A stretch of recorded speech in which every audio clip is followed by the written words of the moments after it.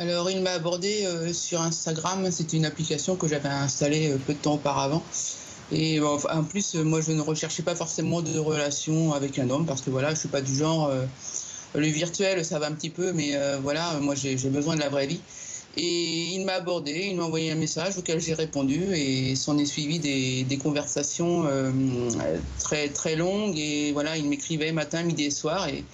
Et j'ai senti une attirance envers lui peu de temps après, en fait. C'était irrationnel.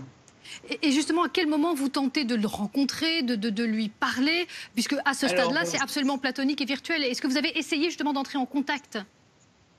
non, enfin voilà, la particularité avec les autres victimes, c'est qu'en fait, moi, le virtuel, ça me convenait bien. Pour le coup, c'est un peu paradoxal par rapport à ce que je viens de dire, mais ça me convenait bien parce qu'en fait, j'étais à une époque de ma vie où j'avais juste besoin de parler à quelqu'un, en fait.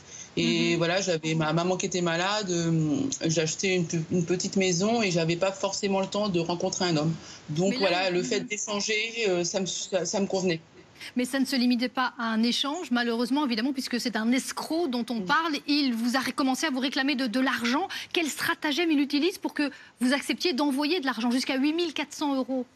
Oui, c'est ça a été très rapide, hein, il m'a parlé des problèmes qu'il rencontrait peut-être une dizaine de jours après notre premier échange. Et bah, voilà, il faut quand même savoir que je n'ai pas donné tout de suite de l'argent, mais même à chaque demande, je faisais des recherches parce que voilà, je me disais que je m'étais fait avoir, c'était pas possible autrement. Parce qu'un homme, un véritable homme, ne demande pas d'argent à une femme, hein, surtout quand il ne la connaît pas. Mais malgré tout, chaque fois que je lui faisais part de mes découvertes et de mes doutes, en fait, il me retournait complètement le cerveau. C'est-à-dire que Mhm. j'étais plus objective. J'étais vraiment dans mon monde et je Mhm. pense qu'en fait, j'avais choisi d'être dans le déni.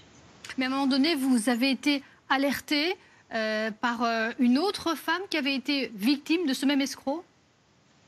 Oui, c'est ça, c'est parce qu'en fait, j'avais trouvé, enfin, j'ai quand même donné de l'argent en l'espace de 2 mois, j'avais déjà donné 5 000 euros. Je n'avais même pas regardé son profil, en fait, parce il avait 6 000 abonnés et je trouvais ça super étonnant. En plus, il y avait beaucoup de femmes qui le suivaient sur Instagram. Et quand j'ai commencé à me dire, mais attention, il y a quelque chose qui cloche quand même. Et voilà, ces problèmes, est-ce qu'ils sont réellement réels et tout. Et j'ai fait des recherches, j'ai vu qu'il y avait une femme qui l'accusait d'être un fake. Donc j'ai pris contact avec elle et effectivement, elle m'a dit qu'il avait essayé de contacter sa mère de 72 ans et qu'il lui avait réclamé aussi de l'argent.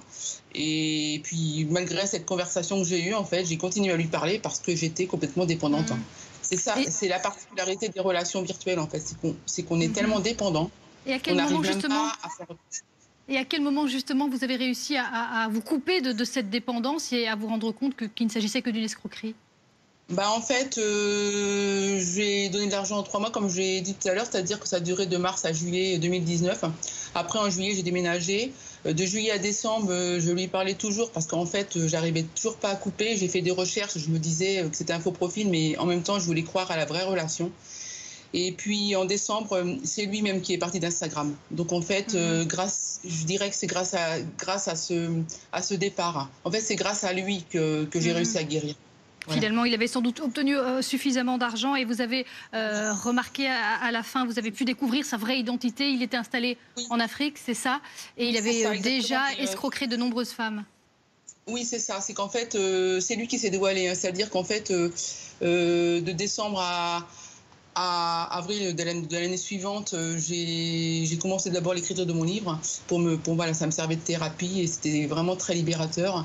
Et il s'est dévoilé en avril. Il m'a recontacté sur WhatsApp en m'avouant qu'effectivement, il m'avait escroqué de l'argent et qu'il m'expliquait, il voulait vraiment que je lui pardonne parce qu'en fait, franchement, je pense vraiment avoir eu cette chance que je ne sois pas vraiment tombée sur quelqu'un de réellement fondamentalement mauvais par rapport à d'autres Mhm. brouteurs. Vous avez tout de même Et donc, perdu voilà. définitivement les 8 400 euros.